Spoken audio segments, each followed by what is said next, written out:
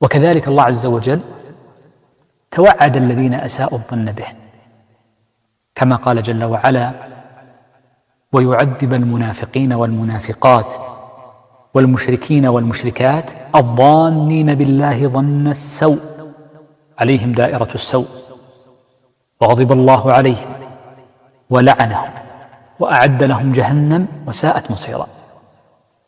فرتب الله على الظانين بالله ظن السوء 5 عقوبات شديدة: دائرة السوء، وغضب الله، ولعنته، وجهنم التي أعدها لهم، وسوء المصير.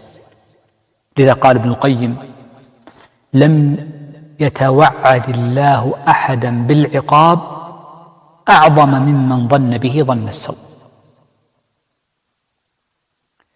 فإذا كان الأمر كذلك فلا غرو بعد أن يكون دعاء المتقين والمخبتين العارفين بالله وبكتابه وسنة نبيه صلى الله عليه وسلم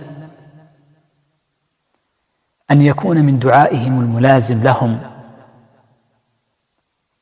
الدعاء بأن يرزقهم الله حسن الظن به جل وعلا.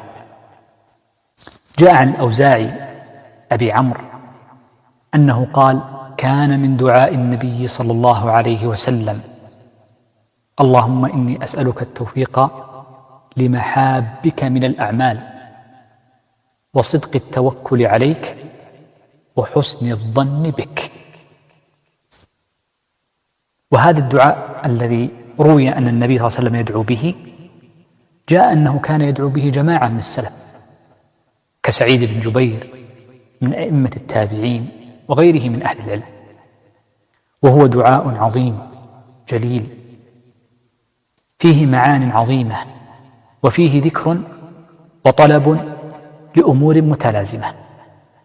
اللهم إني أسألك التوفيق لمحابك من الأعمال وصدق التوكل عليك وحسن الظن بك.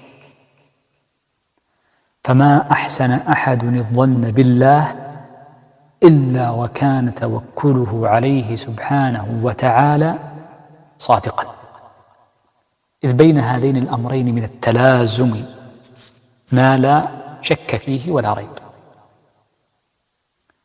وكذلك أيضا بينهما وبين العمل الصالح تلازم، فإن من يدعي حسن الظن به سبحانه وصدق التوكل عليه جل وعلا لا بد أن يكون ذلك معه حسن عمل وتصديق بالوحي، وتصديق الوحي هو الذي يأمر فيه بحسن العمل.